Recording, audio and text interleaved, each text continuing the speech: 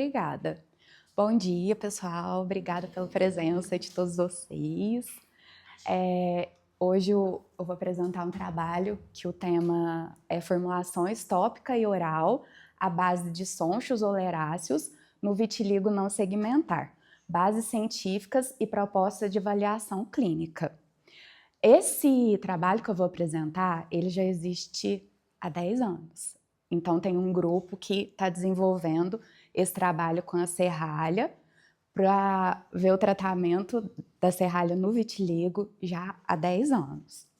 Então, eu acho que isso é um fato muito importante, porque é um trabalho de uma relevância muito grande, né, que é um tratamento, a busca para uma doença que tem suas proporções nas pessoas portadoras dela, que é o vitiligo.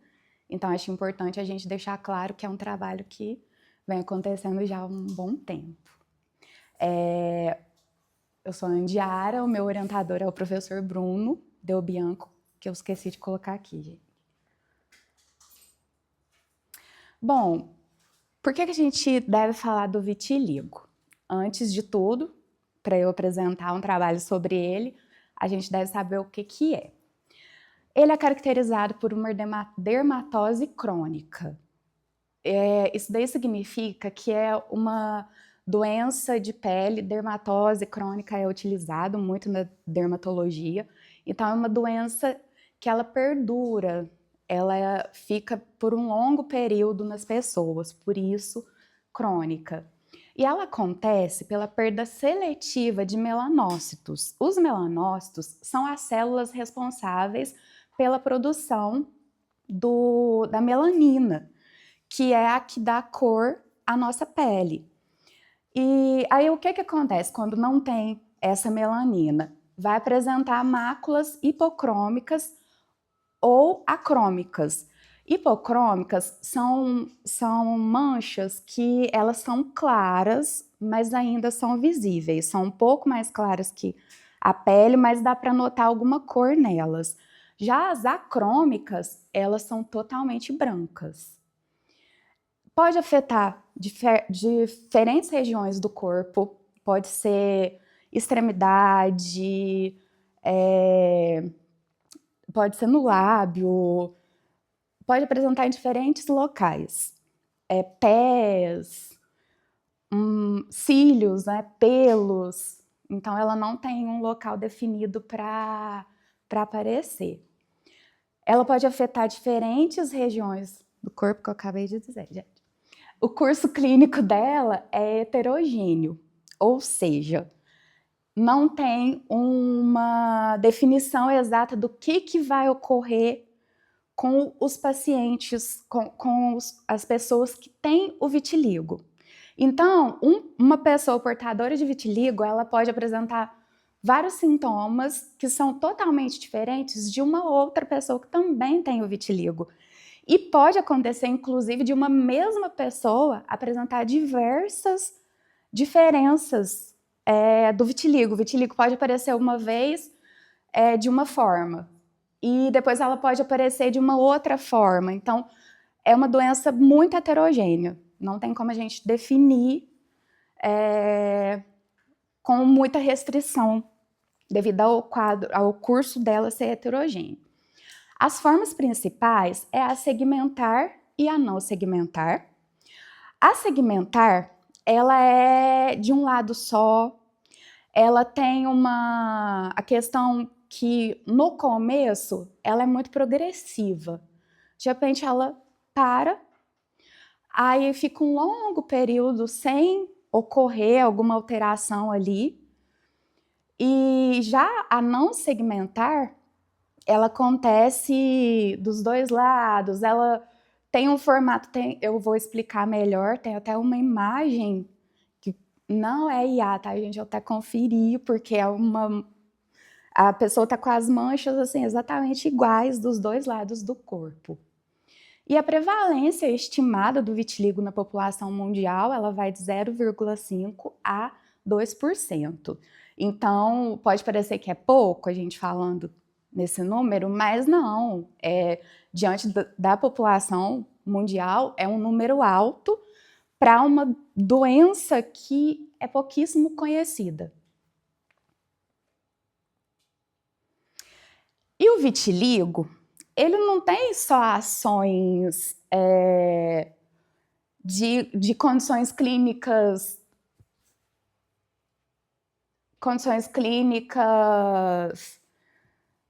ai, gente, que são estéticas, entendeu? É uma questão, a questão psicológica ela é muito importante no vitiligo. Estudando já há algum tempo, que eu defendi o projeto falando sobre vitiligo, eu encontrei artigos que falavam sobre pessoas que suicidaram devido à depressão por conta de vitiligo. Então, tem passagem na Bíblia falando que o vitiligo era como se fosse um castigo nas pessoas. Então, assim, depois foram desmistificando, mas possivelmente tem pessoas que ainda acreditam nisso. Então, é uma questão muito relevante. Eu não imaginava que o vitiligo fosse algo que trouxesse tantos prejuízos para a pessoa. A gente vai estudando, a gente vai percebendo, claro que é algo diferente, mas quando a gente vai estudando, a gente vai percebendo que os impactos que ele causa são bem maiores do que o que a gente pensa. Então, impacta na autoestima, na imagem corporal, bem-estar emocional, relações sociais, qualidade de vida, e a relevância clínica vai além da estética. Eu coloquei aqui 2 imagens de uma atleta, hoje ela está com 27 anos, ela começou a apresentar manchas aos 14 anos, e ela relata que ela ficou muito tempo escondida, ela se escondia mesmo, até que ela percebeu que ela já não tinha mais o que fazer da vida dela, então ela resolveu assumir o vitiligo. E ela foi praticar esportes.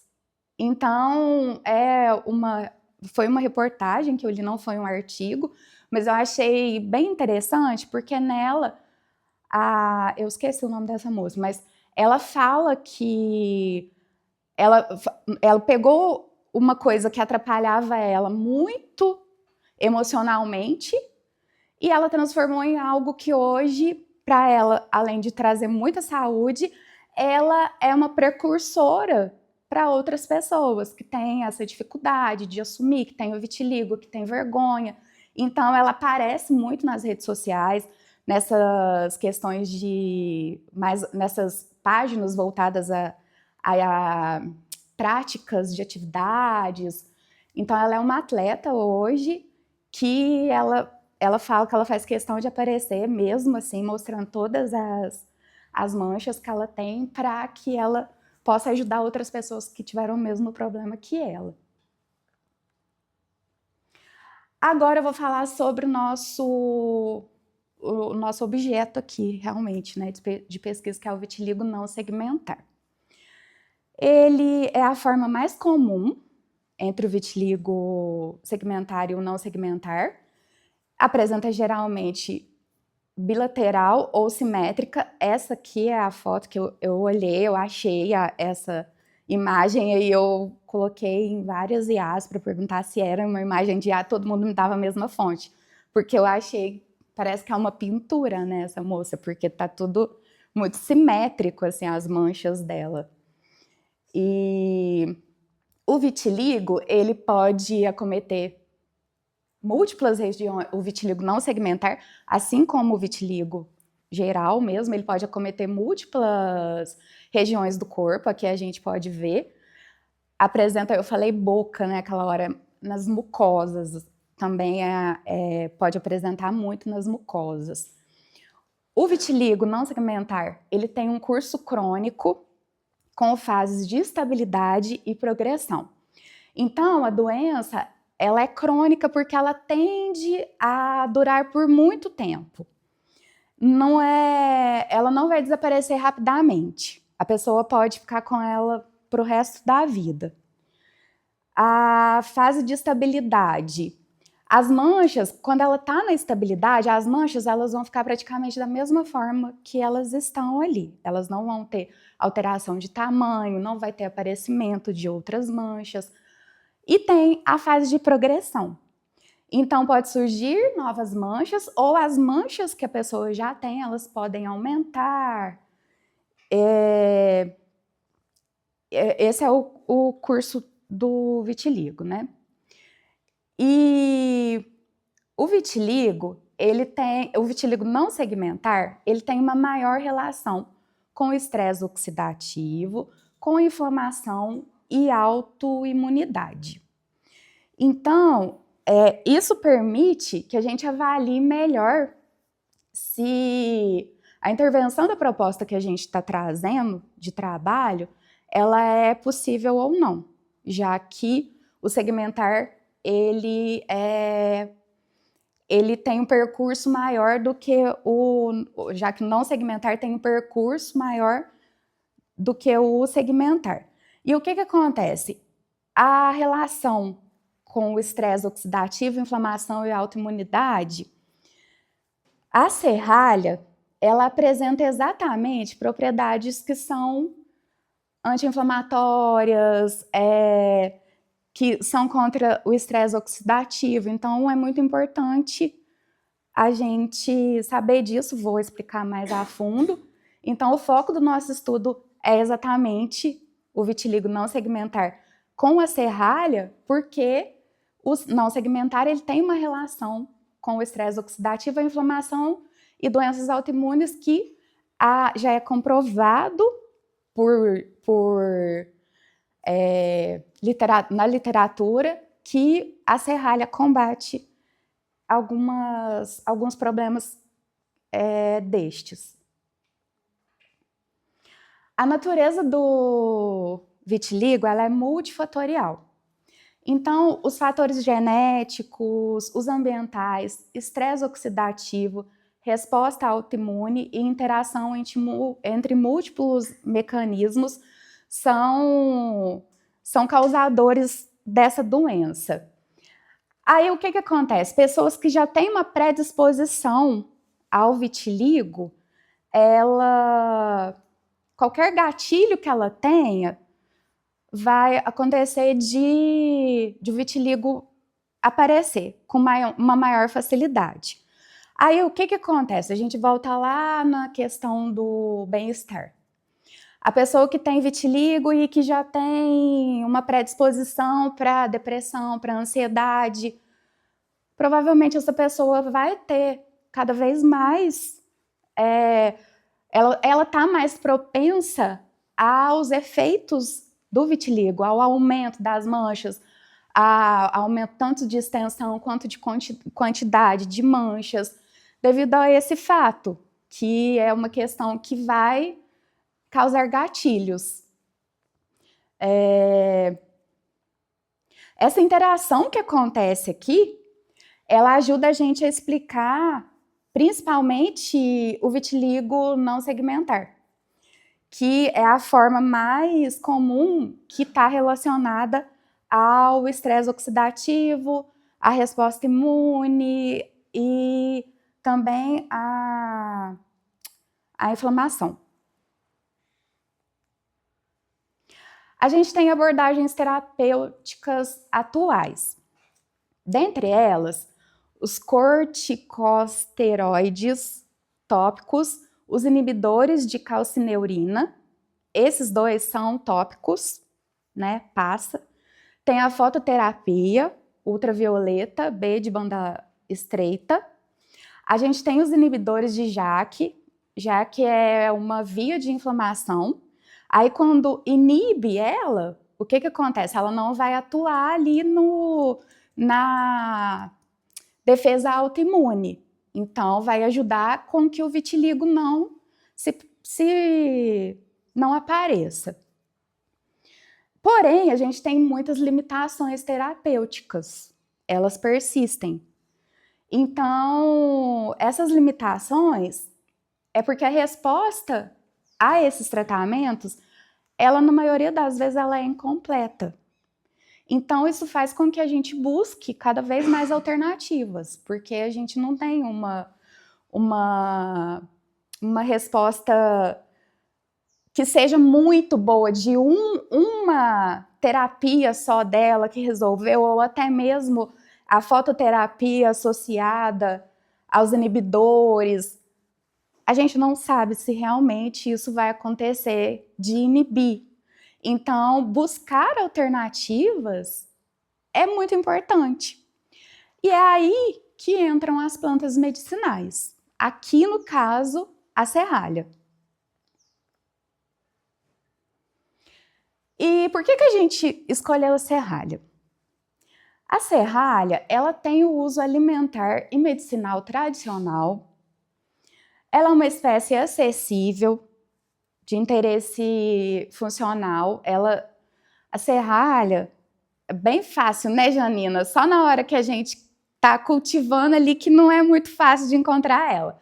Mas a serralha, ela é tida até como uma planta invasora, porque a gente vê ela nos passeios, aqui saindo, tem até uma imagem, acho que é a próxima.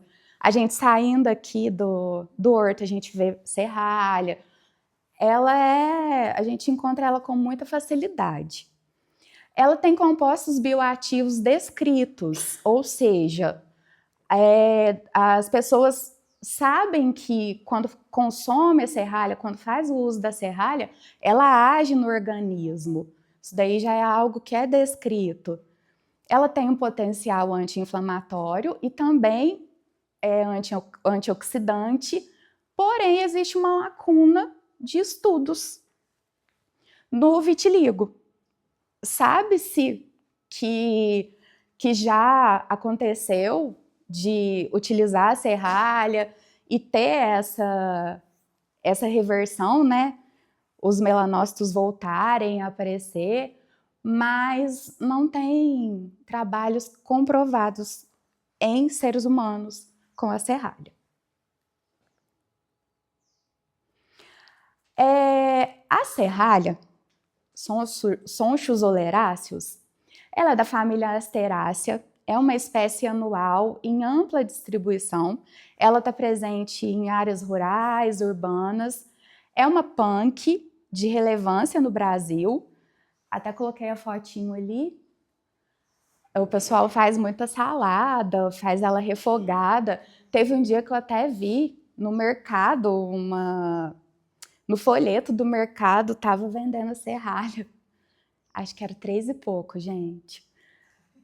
Aí eu pensei, será que a procedência dela é realmente boa? A gente pode pegar a serralha aí sem agrotóxico, né?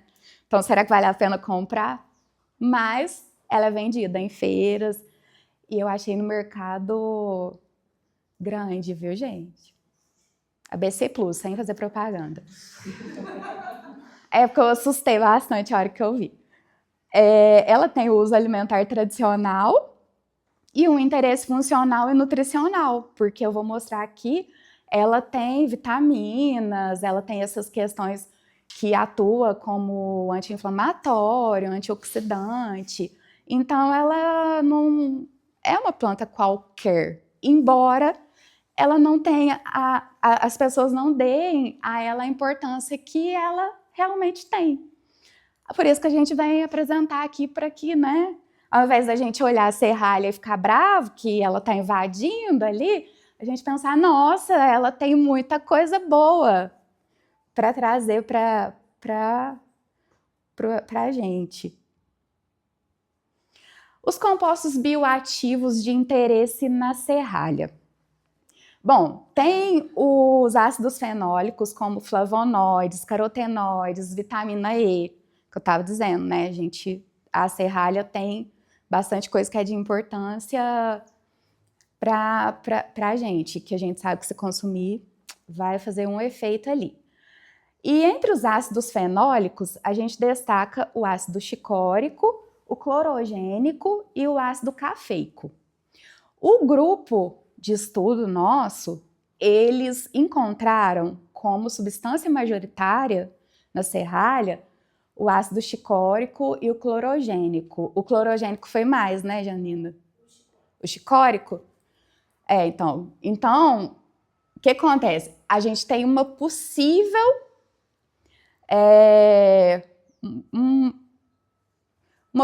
substância aí, né, para talvez ser um marcador ali da serralha, mas até então ela não tem marcador definido, não está em compêndio oficial, a gente não encontra ela, mas outros trabalhos, além do nosso grupo, já demonstraram esse elevado número de substâncias do ácido chicórico e do clorogênico. O cafeico também, mas os dois sobressaíram. E também o grupo, que vem estudando há 10 anos, eles encontraram, mas a gente não pode dizer que é o marcador dela porque não está descrito ainda em compêndios. Os flavonoides, que são compostos fenólicos com ação antioxidante. Os carotenoides, estão em pigmentos, que dão pigmentos aos vegetais com potencial antioxidante. A gente ouve muito falar, né, de consumir alimentos com pigmento devido ao fato do carotenoide. A vitamina E, que é importante também para a gente, né? Então, esses compostos, eles são importantes porque eles podem atuar na proteção contra o estresse oxidativo e também inflamação. E como esses processos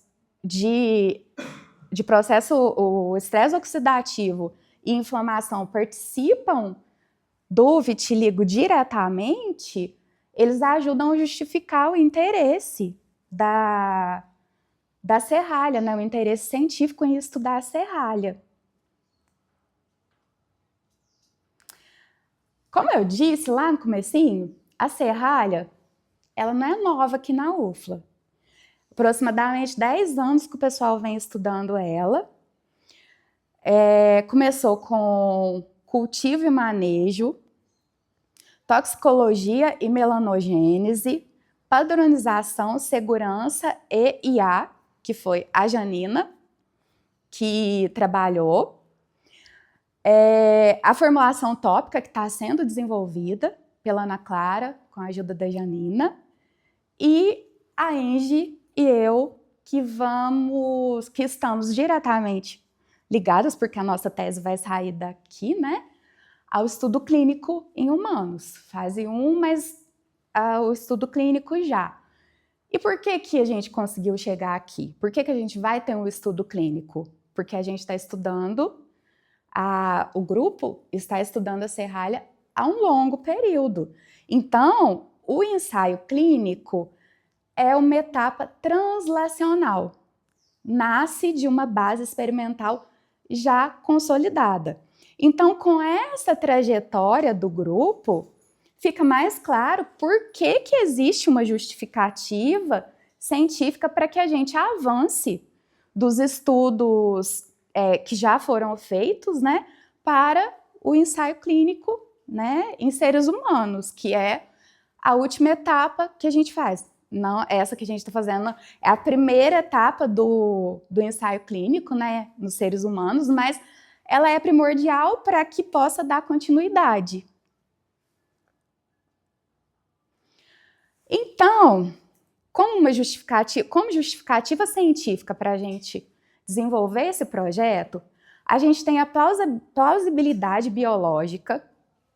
Então, há motivos científicos para a gente desenvolver e estudar essa planta. Não é porque alguém achou, uma planta ali, não tem muito estudo, vou estudar ela. Isso é bom de ser feito, mas aqui a gente já traz a plausibilidade biológica. Então, a gente já tem consolidado que é importante, é algo necessário que faça o estudo com essa planta. A segurança e a acessibilidade é uma espécie acessível que já é consumida, tem o uso tradicional consolidado, o que também não significa que a gente não tem que estudar uma avaliação de segurança. Porém, se ela é consumida e não tem relatos de que ela cause grandes problemas ou algum problema, então também já é algo que ajuda na justificativa científica. A lacuna terapêutica, que é o que eu disse, a gente não tem trabalhos com vitiligo e serralha. Os trabalhos com vitiligo ainda são muito escassos, com serralha, então, mais escassos ainda. Então, a gente juntou aí duas questões que não são pesquisadas com afinco e a gente está pesquisando algo muito importante com elas, né? A contribuição metodológica. O estudo pode contribuir metodologicamente porque ele propõe avaliar uma planta medicinal de uma forma controlada. Ela não tem a padronização, como eu disse, ela não tem um marcador químico, mas aqui a gente vai estudar ela padronizada. Como que é essa padronização? A gente tem que saber de onde veio as sementes, a gente tem que saber aonde estão sendo plantadas, quando serão colhidas, o ambiente em que ela está se desenvolvendo. Isso daí também é uma padronização. E também, também vai ter um acompanhamento clínico nesse projeto. Então, é uma contribuição metodológica também. Tendo em vista isso tudo que eu falei, formulações tópica e oral à base de extrato padronizado de serralha são seguras e podem produzir melhora clínica mensurável no vitiligo não segmentar? Tendo essa pergunta, a gente trouxe o objetivo geral de avaliar a eficácia clínica, segurança e impacto na qualidade de vida ao longo de 24 semanas do grupo, né, da nossa amostra, que vai utilizar essas formulações. E a gente colocou, por que 24 semanas? Não foi algo tirado do nada, não.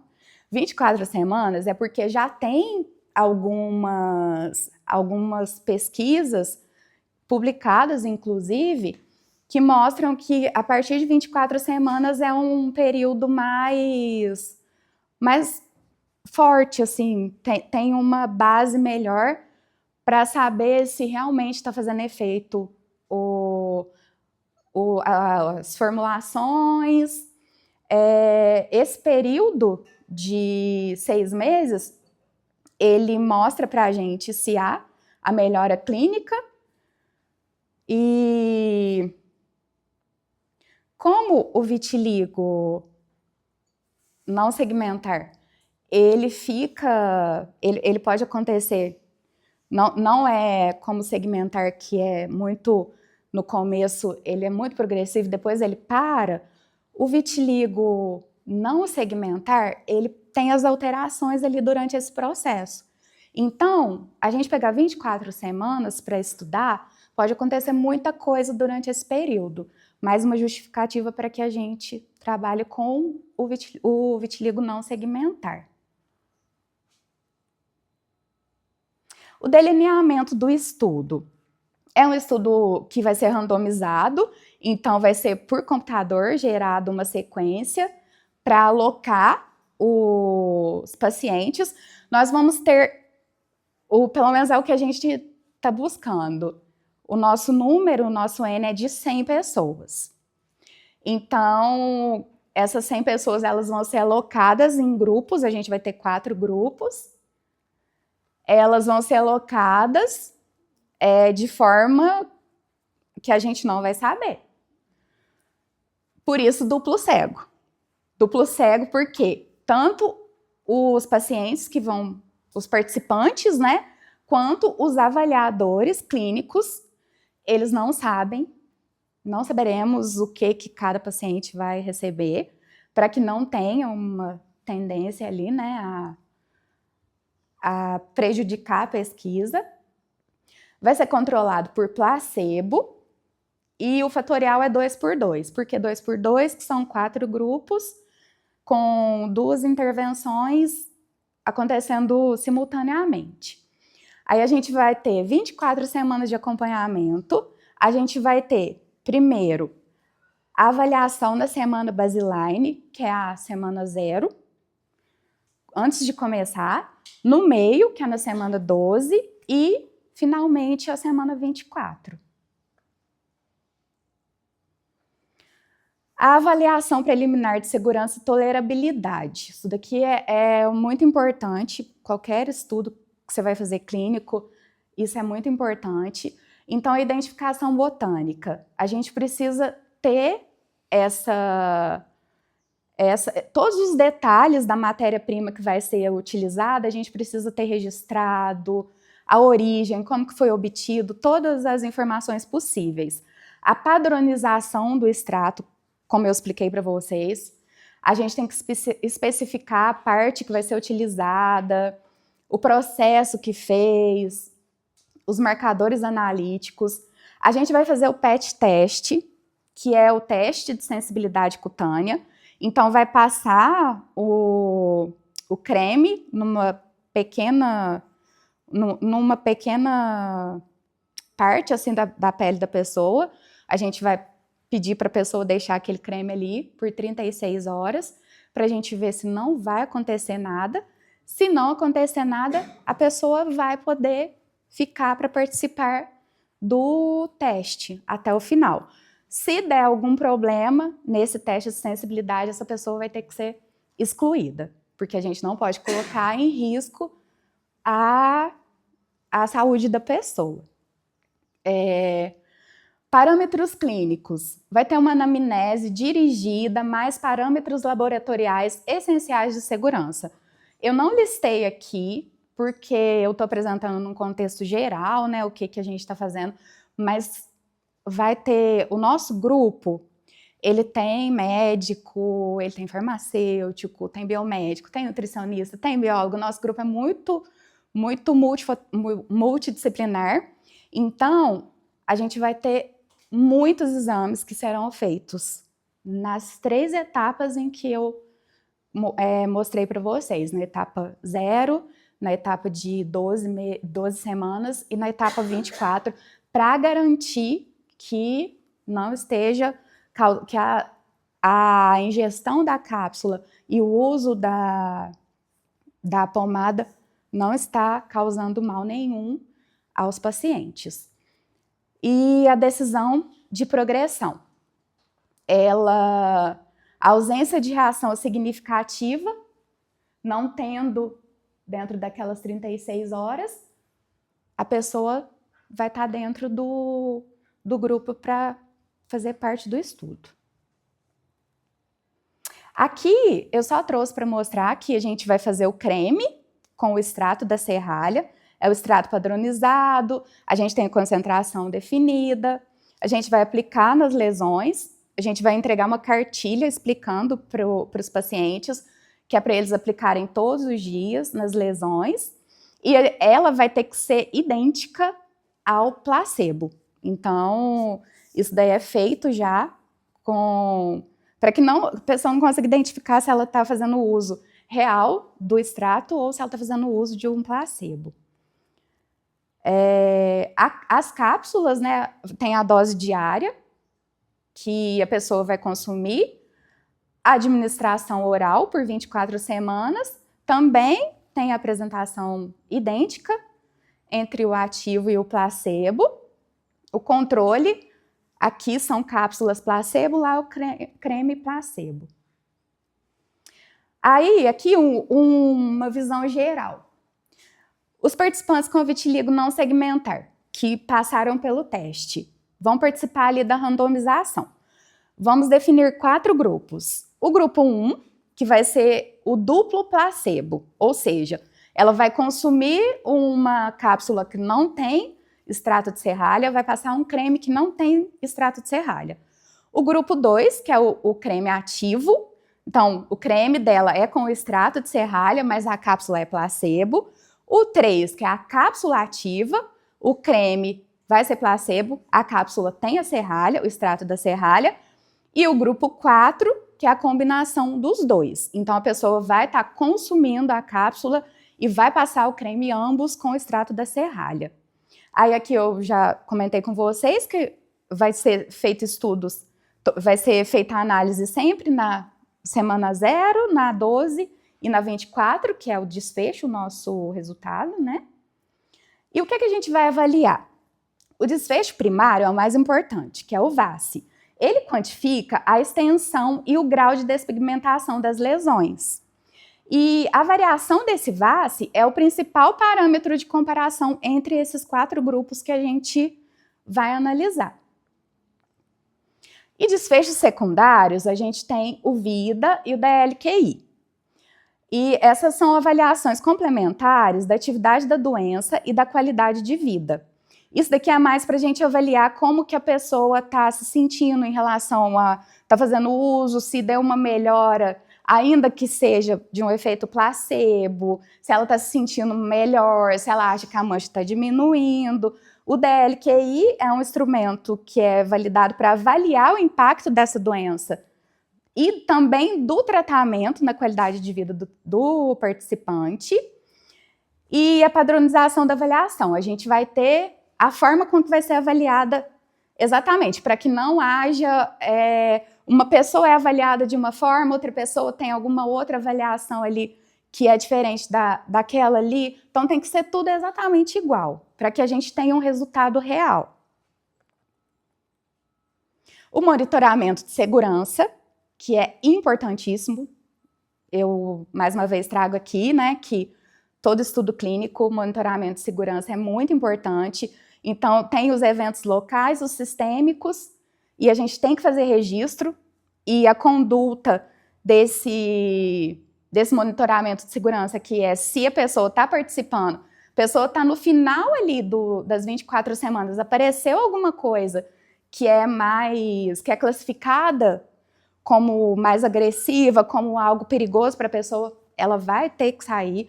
A gente vai continuar acompanhando as pessoas, mesmo uma pessoa que ela participou da randomização, ela saiu na primeira semana, a gente tem a intenção de tratar, a gente tem essa intenção de, mesmo ela não participando, de no final a gente avaliar ela para ver se está tudo certo, mesmo ela participando num curto período. Como resultado, a gente espera